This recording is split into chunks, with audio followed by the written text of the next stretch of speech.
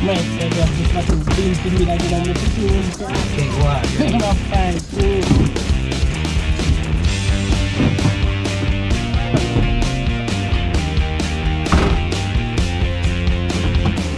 Pásame la barbolina, Omar.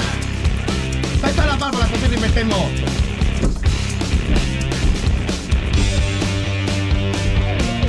Ma non fai.